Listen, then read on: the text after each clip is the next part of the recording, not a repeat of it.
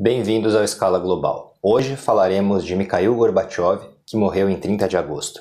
O último líder soviético tem um legado polêmico. Ele trouxe transformações internas para a União Soviética e foi celebrado como um estadista que conseguiu diminuir as tensões entre o Ocidente e Moscou, mas também é considerado por muitos como o líder que mais contribuiu para a queda da União Soviética e para a consequente transição político-econômica traumática pela qual vários países, em especial a Rússia, passariam. Hoje nós falaremos da biografia desse líder, dos principais marcos de sua vida e de sua carreira, de suas interações com outros países e por que ele foi um líder tão marcante na história mundial.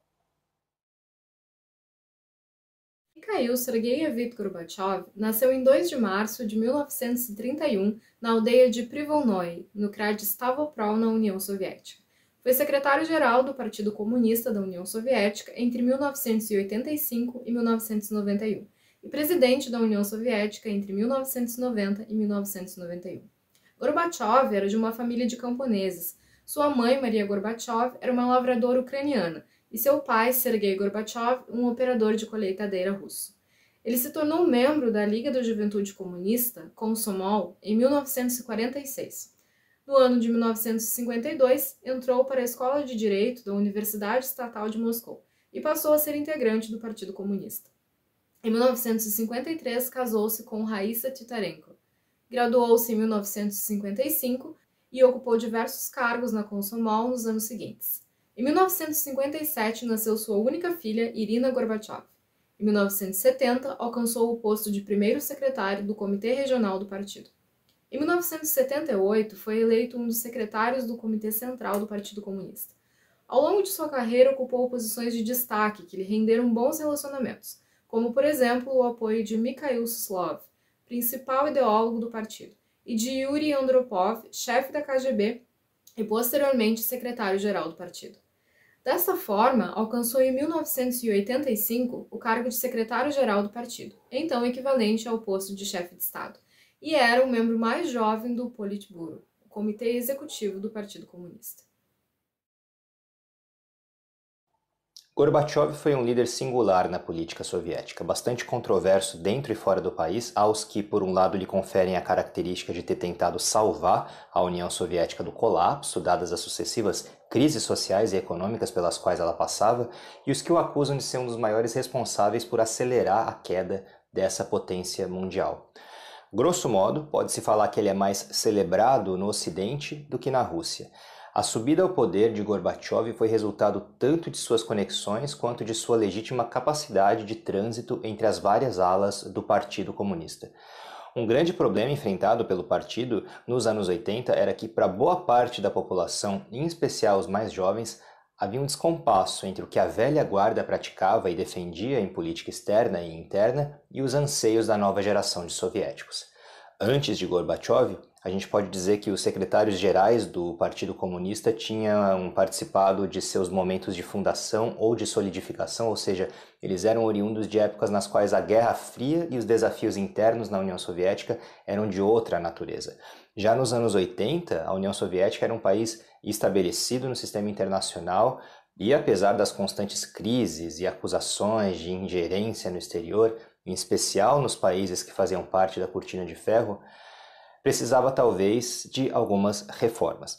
De grande importância era o que muitos viam como um atraso econômico e tecnológico pelo qual a União Soviética passava, além da Guerra do Afeganistão, que durando de 1979 a 1989 drenou recursos e vidas, em especial da população mais jovem.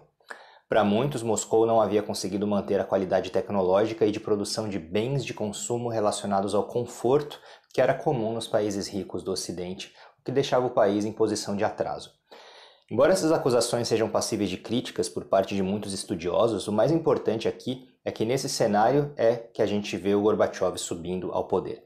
Assumindo o poder bem mais jovem do que os líderes que antes ocuparam a cadeira de secretário-geral, com apenas 54 anos, ele parecia ter o viço necessário para trazer as mudanças que a União Soviética precisava. Em pouco tempo, ele põe em marcha os conceitos da perestroika, que é a reforma econômica, e da glasnost, a reforma política, com o intuito maior de modernizar a União Soviética e, ao assumir o poder, ele se arrogou a missão de tirar a economia soviética do atraso. No 27º Congresso do Partido Comunista, em 1986, ele anunciou tanto a glasnost quanto a perestroika. No que diz respeito às relações exteriores, o líder adotou como um dos principais pontos de sua agenda buscar acabar com as tensões entre Moscou e o Ocidente, tendo se encontrado com o presidente norte-americano Ronald Reagan várias vezes. Enquanto a situação econômica dentro da União Soviética não melhorava, no âmbito internacional ele colecionava admiradores. Em dezembro de 1987, um encontro histórico entre Gorbachev e Reagan em Genebra leva à assinatura do Tratado de Forças Nucleares de Alcance Intermediário, ou Tratado INF, o qual previa a eliminação dos mísseis de cruzeiro e mísseis balísticos, fossem nucleares ou não, de curto e médio alcance. O acordo também permitia que um dos lados sempre pudesse inspecionar as instalações do outro. Em 1989, com a queda do Muro de Berlim, cai o socialismo na República Democrática Alemã, e Gorbachev, embora reticente no início, acaba publicamente comemorando a reunificação alemã junto ao chanceler Helmut Kohl. No ano seguinte, em 1990, ele recebe o Prêmio Nobel, não menos por, dentre outros feitos, decidir não mais interferir na política interna dos países da Europa Centro-Oriental. Com Ronald Reagan, Gorbachev desenvolve uma importante amizade, o que o faz ser criticado sensivelmente em seu país. Paralelamente, a maior abertura concedida em seu governo e a possibilidade de liberdade de expressão que suas reformas possibilitaram também fez com que movimentos nacionais de várias repúblicas que compunham a União Soviética clamassem mais fortemente por autonomia e até mesmo por independência. Dentro da União Soviética, e mais especificamente na República Socialista Soviética da Rússia, Boris Yeltsin crescia como um grande antagonista de Gorbachev. Em junho de 1991, Yeltsin foi eleito popularmente o primeiro presidente da Rússia. Vamos lembrar, porém, que àquela altura a Rússia ainda era parte da União Soviética.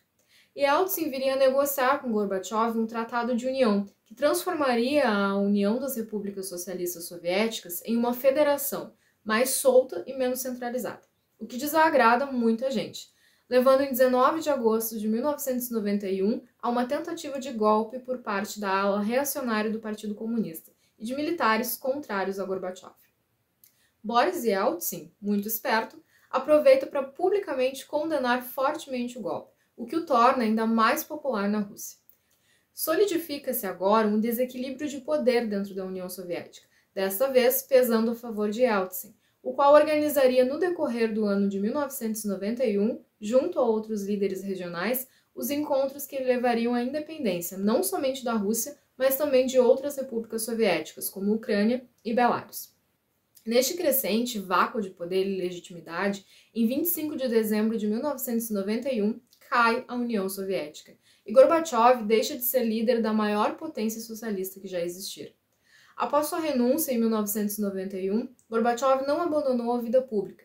Nos anos seguintes, criou a Fundação Gorbachev e envolveu-se em causas ambientais, fundando a Cruz Verde Internacional e sendo um dos promotores da Carta da Terra, em 1994.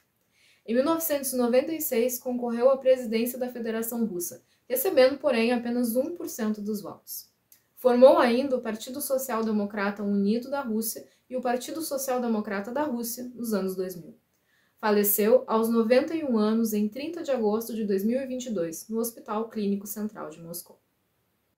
Como dito anteriormente, o legado de Gorbachev é controverso. Embora o líder pareça de fato ter tentado modernizar a União Soviética e garantir certos direitos à população em um momento de insatisfação e de crise, talvez tentando fazer com que o país sobrevivesse e vingasse nos novos tempos, ao olharmos para o seu governo, parece que muitas vezes faltou uma visão mais estratégica em relação à composição política e ao funcionamento do Estado soviético, que possibilitou que grupos com anseio de maior poder pudessem se utilizar justamente desse período de reformulação do Estado para avançar os seus próprios planos, Boris Yeltsin sendo talvez o maior exemplo.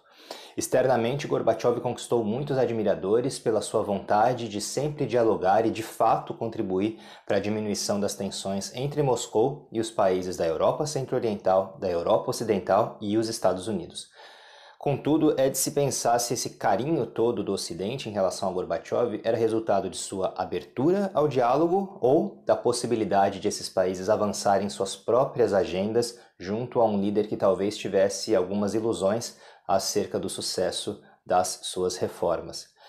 Na história, em todo caso, Gorbachev ocupa um lugar importante. Foi o último líder da União Soviética, contribuiu para a diminuição das tensões entre Moscou e o restante do mundo, abriu o país para reformas que mais tarde trariam com força o liberalismo econômico às repúblicas herdeiras do espaço soviético, possibilitou que movimentos de independência florescessem e vigorassem tanto dentro da União Soviética quanto em seus estados satélites, e foi um dos líderes catalisadores das grandes mudanças sistêmicas que marcariam a ex-União Soviética e o mundo nos anos 90 e no século XXI. Se você gostou desse vídeo, deixa um like aqui embaixo, inscreva-se no canal e compartilhe o vídeo. Seguindo a gente aqui nas redes sociais, você também se inteira sempre das novidades do canal.